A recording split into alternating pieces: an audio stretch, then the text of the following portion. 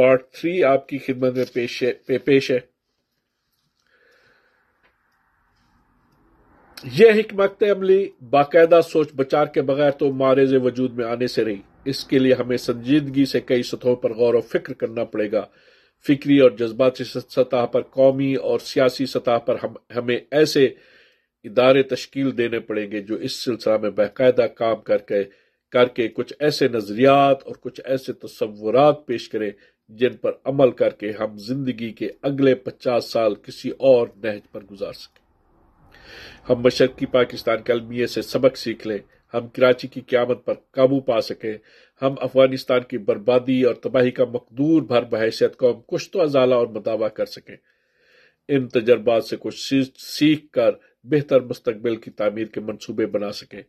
یہ سب کچھ اسی طرح ممکن ہوگا جب سوچنے کے لیے ہمارے پاس ہمت اور حوصلہ ہوگا اور ٹھوس شواہد کی بنیاد پر قابل عمل حکمت عملی۔ یہ سب تبھی ممکن ہے کہ ہم موجودہ صورتحال کا صحیح طور پر جائزہ لے سکیں۔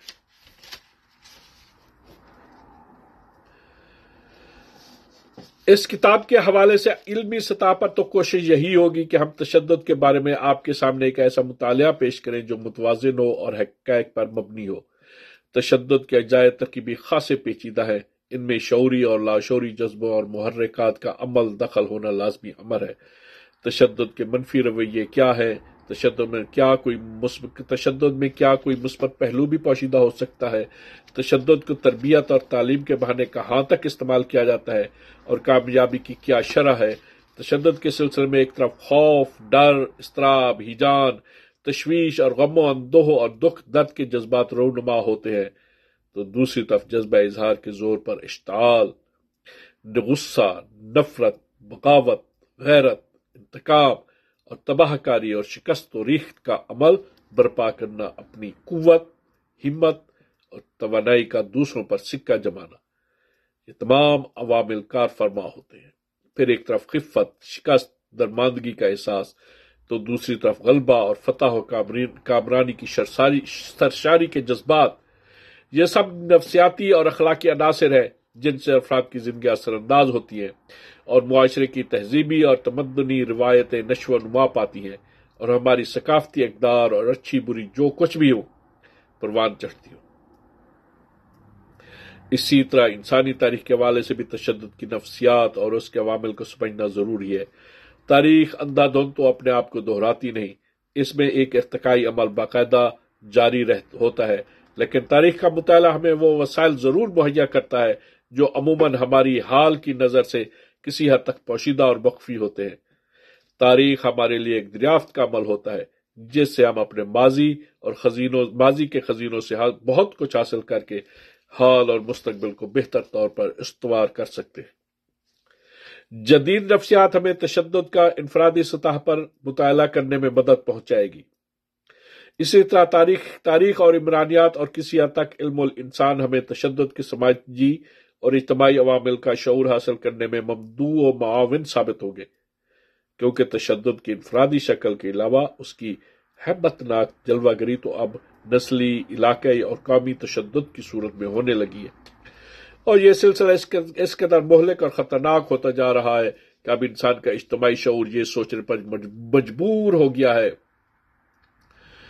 کہ اس قیامت خیز وبا پر کیسے قابو پایا جا سکے گا۔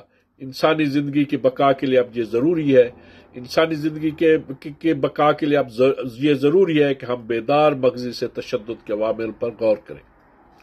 محض طاقت اور جبر کے زور پر اپنے مفادات کے حصول کی روش جدید انسان کو بحالت مجبوری چھوڑنا پڑے گی، کیونکہ طاقت اور تشدد کا استعمال اتنا مقبول عام ہو گیا ہے کہ اب یہ خواص کی اجارہ داری نہیں رہا۔ اگر تشدد کا رنگ جارحانہ رہے گا تو اس کے جواب میں اس کی شکل مدافعانہ اور دفاعی بھی اتنی ہی شدت کے ساتھ موجود رہے گی۔ یہ دونوں لازم و ملزوم ہیں، دونوں ایک دوسرے کے جوڑے ہیں جن سے چھٹکارا حاصل کرنا صرف اسی صورت میں ممکن ہے کہ تشدد محض سے نجات حاصل کی جائے، نہیں تو تشدد کا جواب تشدد سے ضرور ملتا رہے گا اور تشدد کرنے والا تشدد سہنے والے کا نشانہ بھی ضرور بنے گا۔ دیر ہو یا سویر، گالی کا جواب گالی سے اور گولی کا جواب گولی سے ضرور ملے گا۔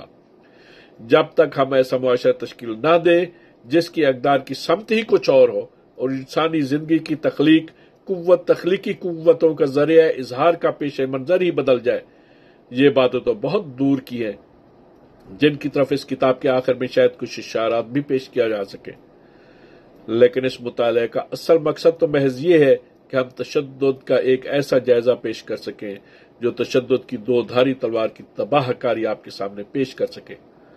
طاقتور طبقے تشدد کو اپنے زور بازو سے استعمال کر کے اپنے مقاصد میں حاصل کرتے ہیں، اور دوسری طرف ناتواں مفلس طبقات مزاحمت اور مدافعت کے ہاتھوں بے بسی کے عالم میں مانگے تانگے کے ہتھیار اٹھانے پر مجبور ہو جاتے ہیں، اور اس طرح تشدد کی یہ تجارت کھلے بندوں کھلی منڈی میں عالمگیر انسانی گاؤں میں جاری و ساری ہے۔ کرۂ ارض سمیٹ کر تشدد کے اہنی پنجوں میں اس طرح جکڑا ہوا نظر آ رہا ہے کہ ایک محور کے گرد چکر لگاتے لگاتے اس کا سانس رکنے لگا ہے۔